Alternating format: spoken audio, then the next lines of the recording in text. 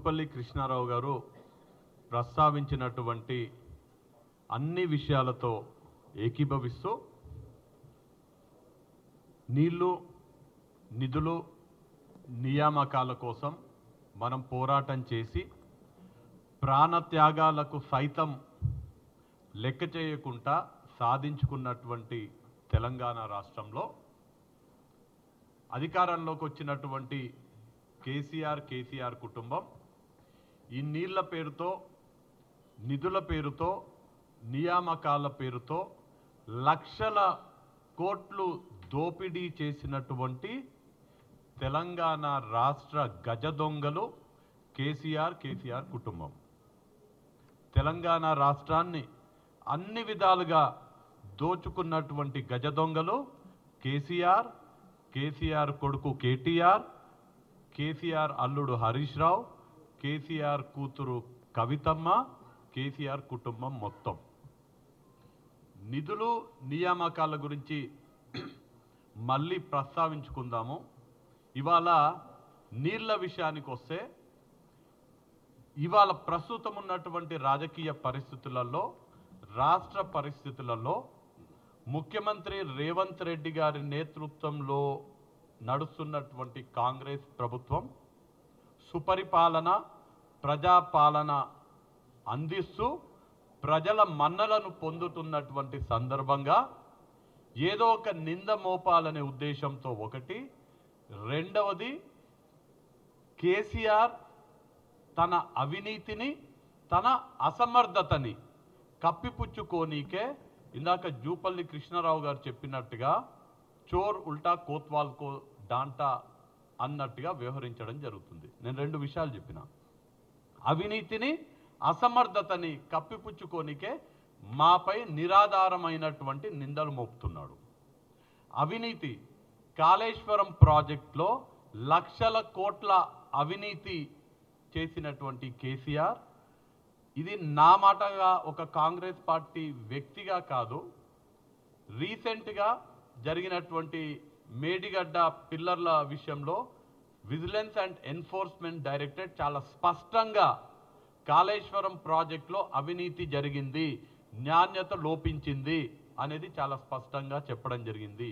ఆ బండారం ఇవాళ వాళ్ళు కాళేశ్వరం ప్రాజెక్టులో లక్షల కోట్ల కుంభకోణాన్ని ఈ ప్రభుత్వం బయట పెడుతుందనే భయంతో, దురుద్దేశంతో ఇవాళ మా ప్రభుత్వం పైన నిందలు మోపడం జరుగుతుంది. రెండవది అసమర్థత. 3 అంశాలలో కేసీఆర్ అసమర్థత చాలా స్పష్టంగా ఉన్నది. ఒకటి, మన వాటా అయినటువంటి నదీ జలాల పంపిణీలో రాష్ట్రం ఏర్పాటైనప్పుడు మనకు హక్కుగా అంతర్జాతీయ నదీ జలాల చట్టం ప్రకారం మన క్యాచ్మెంట్ ఏరియా అయినటువంటి 68.5% ఉంటే దానికి తగ్గట్టుగా అంతర్జాతీయ నదీ జలాల పంపిణీ చట్టాల ప్రకారం మనకు కావాల్సినటువంటి కేటాయింపులు సాధించడంలో కేసీఆర్ విఫలమవ్వడం జరిగింది. కేసీఆర్ విఫలమవ్వడం వల్లనే మనకు కేవలం 811 టీఎంసీలలో 299 టీఎంసీలు కేటాయించడం జరిగింది. ఆనాడు గనక ప్రభుత్వం చిత్తశుద్ధితోటి, తెలంగాణ రైతాంగం పైన చిత్తశుద్ధితోటి కొట్లాడుంటే మనకు మినిమం 550 టీఎంసీలు మన తెలంగాణ రాష్ట్రానికి దక్కేవి. అది మొదటి కేసీఆర్ అసమర్థతకు నిదర్శనం. మనకు రావాల్సినటువంటి వాటాను మనం సాధించుకోలేకపోయినాం. రెండవది, మనకు వచ్చినటువంటి వాటాని కూడా నీళ్ళని ఇందాక జూపల్లి గారు కూడా చెప్పడం జరిగింది ఈ విషయం. మనకు వచ్చినటువంటి వాటా ఏదైతే 299 టీఎంసీలు ఉన్నాయో దాన్ని కూడా ఏ ఒక్క సంవత్సరంలో కూడా 10 సంవత్సరాలు కేసీఆర్ ముఖ్యమంత్రిగా ఉంటే ఏ ఒక్క సంవత్సరం కూడా మనకు కేటాయించబడ్డటువంటి 299 టీఎంసీల నీటిని వాడుకోలేకపోయినటువంటి అసమర్థ ముఖ్యమంత్రి కేసీఆర్, అసమర్థ ప్రభుత్వం బీఆర్ఎస్ ప్రభుత్వం. గణాంకాల్లోకి వెళ్తే కాంగ్రెస్ అధికారంలో ఉన్నప్పుడు ఏ ఉమ్మడి రాష్ట్రంలో ఏ కాంగ్రెస్ ప్రభుత్వాన్ని అయితే కేసీఆర్ కూడా విమర్శించినారో 2009 నుంచి 2014 వరకే తీసుకుంటే యావరేజ్గా ప్రతి సంవత్సరం మనం వాడుకున్నటువంటి తెలంగాణ ప్రాంతంలో మనం వాడుకున్నటువంటి కేటాయింపులు 261 టీఎంసీ యావరేజ్గా 2009 నుంచి 2014 సంవత్సరం వరకు యావరేజ్. ఈ రికార్డ్స్ అన్ని కూడా కేఆర్ఎంబి ఇచ్చినటువంటి డేటా ప్రకారం చెప్తున్నా నేను. 261 టీఎంసీ వాడుకున్నాం ఉమ్మడి ఆంధ్ర రాష్ట్రంలో. తెలంగాణ ఏర్పడిన తర్వాత నీళ్ల పేరుతో మన హక్కు నీళ్లు మనం సాధించుకోవాలనే ఉద్దేశంతో తెలంగాణ రాష్ట్రం ఏర్పడిన తర్వాత కేసీఆర్ నాయకత్వంలో ప్రభుత్వం ఏర్పాటైన తర్వాత 2014 నుంచి 2023 మన్నటి వరకు యావరేజ్గా ప్రతి సంవత్సరం తెలంగాణ రాష్ట్రం వాడుకున్నటువంటి వాటా కేవలం 212 టీఎంసీలు మాత్రమే. అంటే మన కేటాయింపేమో ఉన్నది 299, కానీ యావరేజ్గా కేసీఆర్ తెలంగాణలో మనం వాడుకోగలిగింది కేవలం 212 టీఎంసీలే. అంటే మొదలు కేటాయింపులు తెచ్చుకోవడంలో ఫెయిల్ అయినరు, రెండవది మనకు కేటాయించిన వాటిని వాడుకోవడంలో కూడా కేసీఆర్ విఫలమవ్వడం జరిగింది. ఎందుకు మనకు కేటాయించినటువంటి నీటిని వాడుకోలేకపోయినాడంటే 30 టీఎంసీలు వాడుకునే సామర్థ్యం ఉన్నటువంటి శ్రీశైలం లెఫ్ట్ బ్యాంక్ కెనాల్ని అటకెక్కించిండు కేసీఆర్. నిధులు కేటాయించలేదు, పనులు చేయలేదు. అలానే 10 టీఎంసీల సామర్థ్యం ఉన్నటువంటి రాజోలిబండ డైవర్షన్ స్కీమ్ ఎక్స్టెన్షన్కి నిధులు కేటాయించలేదు, ఆ పనులు ప్రారంభించలేదు. 10 టీఎంసీల సామర్థ్యం ఉన్నటువంటి పాలమూరు రంగారెడ్డి లిఫ్ట్ ఇరిగేషన్ ప్రాజెక్ట్ని 10 సంవత్సరాలు పండబెట్టిండ్రు. ఉదాహరణకి కల్వకుర్తి శాసనసభ్యులు కసిరెడ్డి నారాయణ రెడ్డి గారు ఉన్నారు. వారు ప్రాతినిధ్యం వహించే కల్వకుర్తిలో Palamuru Rangareddy lift irrigation project నుంచి కేటాయింపులు ఉన్నాయి, నీళ్లు రావాలి, కానీ 1 ఎకరానికి కూడా కల్వకుర్తికి పాలమూరు లిఫ్ట్ ఇరిగేషన్ నుంచి రాలేదు. వీర్లపల్లి శంకర్ గారు షాద్నగర్ శాసనసభ్యులు ఉన్నారు. లక్ష్మీదేవిపల్లి రిజర్వాయర్ ద్వారా షాద్నగర్ మొత్తానికి 1,00,000 ఎకరాలకు నీళ్ళు అందించాలి పాలమూరు లిఫ్ట్ ఇరిగేషన్ ద్వారా, కానీ ఒక్క ఎకరానికి కూడా షాద్నగర్కి నీళ్ళు అందించాలి. అంటే 10 టీఎంసీలు కేటాయించిన పాలమూరు రంగారెడ్డిని పక్కన పెట్టిండ్రు. 20 టీఎంసీల సామర్థ్యం ఉన్నటువంటి భీమా లిఫ్ట్ ఇరిగేషన్ ప్రాజెక్ట్ కూడా నిధులు కేటాయించలేదు, ఆ ప్రాజెక్ట్ని పక్కన పెట్టండి. అంటే నిధులు కేటాయించకపోవడం వల్ల మనం ప్రాజెక్టులు కూడా కట్టుకోలేనటువంటి దౌర్భాగ్యమైనటువంటి అసమర్థ ముఖ్యమంత్రి కేసీఆర్. మూడవ ఒకటేమో అలొకేషన్ చేయించుకోలేకపోయినారు, 2 మనం ప్రాజెక్టులు కట్టలేకపోయినాం, మూడవది ఆంధ్రప్రదేశ్ ప్రాంతం వాళ్ళు మనకు నష్టం జరిగేటట్టుగా మన నీళ్లు మనకు హక్కుగా ఉండేటువంటి, అంటే మన కృష్ణా బేసిన్కి రావాల్సినటువంటి నీళ్ళని వాళ్ళు కృష్ణా బేసిన్ కాక వేరే బేసిన్కి తీసుకెళ్ళడానికి నిర్మించుకున్నటువంటి పోతిరెడ్డిపాడు ఎక్స్టెన్షన్, అంటే రాయలసీమ లిఫ్ట్ ఇరిగేషన్ స్కీమ్ కానీ సంగమేశ్వర కానీ వాటిని అడ్డుకోవడంలో కూడా కేసీఆర్ విఫలమవడం జరిగింది. మీకు అందరు కూడా తెలుసు, ఆనాడు Sangameshwara Rayalaseema lift irrigation project టెండర్లు వేసినప్పుడు నేను కూడా కొట్లాడడం జరిగింది. సుప్రీంకోర్టులో కూడా నేను మన పాత్రికేయ మిత్రుడు శ్రవణ్ ద్వారా ఇప్పటికీ ఆ కేసు ఉన్నది. ఎపెక్స్ కౌన్సిల్ మీటింగ్ కేవలం Sangameshwara lift irrigation project, Rayalaseema lift irrigation project టెండర్లు సక్రమంగా జరగాలనే ఉద్దేశంతో ఆనాడు జరిగినటువంటి ఎపెక్స్ కమిటీ మీటింగ్కి దొంగ సాకులు చెప్పి దొంగలాగా తప్పించుకున్నటువంటి ముఖ్యమంత్రి కేసీఆర్.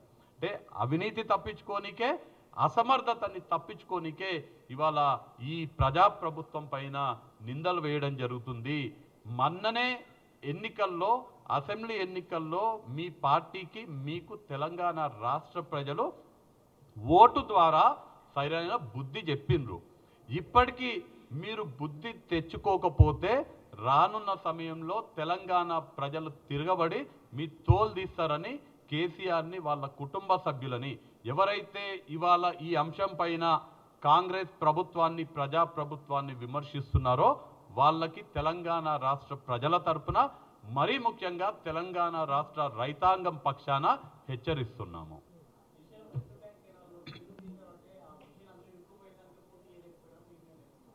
దానికి సంబంధించి చాలా స్పష్టంగా అసెంబ్లీలో కూడా ప్రభుత్వం చాలా స్పష్టమైన హామీ ఇవ్వడం జరిగింది.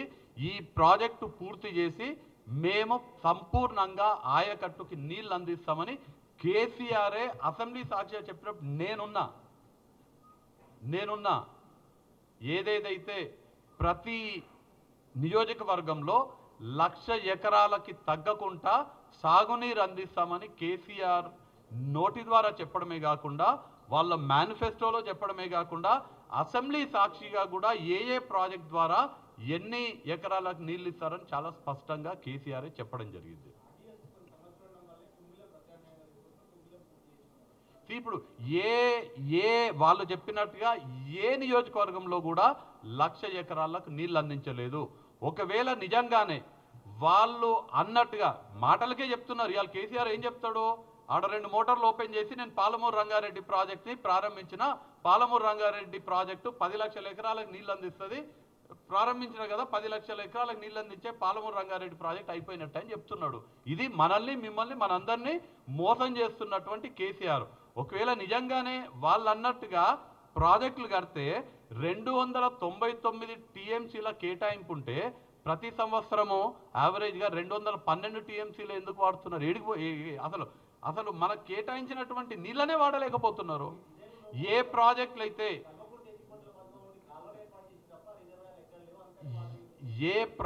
అయితే కాంగ్రెస్ ప్రభుత్వం గతంలో కట్టిందో, కల్వకుర్తి కానీ, కోయిల్ సాగర్ కానీ, నెట్టెంపాడు కానీ, భీమా కానీ, ఇవాళ తెలంగాణ రాష్ట్రంలో కృష్ణా బేసిన్లో నీళ్ళు ఎక్కడన్నా పారుతున్నాయంటే, మడులు పారుతున్నాయంటే, సాగుకు యోగ్యం అవుతున్నాయంటే కేవలం కాంగ్రెస్ ప్రభుత్వం అప్పుడు కట్టినటువంటి ప్రాజెక్టుల ద్వారానే అవుతున్నాయి.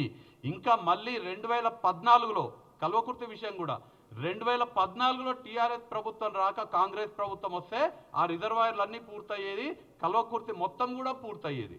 మేము కట్టినాం, 80% పనులు పూర్తి చేసినాం, 20% పనులు పెండింగ్లో ఉన్నాయి. ఆ 20% పనులు పెండింగ్ ఉన్న పనులు పూర్తి చేయడానికి 10 సంవత్సరాలు చిత్తశుద్ధి లేక 20% పనులు పూర్తి చేయలేకపోయినారు.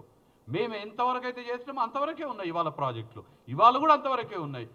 కేవలం ఇది ఆయన అసమర్థత వల్ల, ఆయన అవినీతి వల్లనే ఇది పరిస్థితి ఇవాళ ఉంది. మళ్ళీ ఇప్పుడు కాంగ్రెస్ ప్రభుత్వం వచ్చింది కదా, చూడండి ఈ ప్రాజెక్టులన్నీ కూడా గత 10 సంవత్సరాలు అసంపూర్తిగా ఉన్నటువంటి కొన్ని నిధులు ఇవ్వలేకపోవడం వల్ల పెండింగ్లో ఉన్నటువంటి అన్నీ కూడా రానున్న సంవత్సరం 2 సంవత్సరాలలో కాంగ్రెస్ ప్రభుత్వం పూర్తి చేస్తుంది.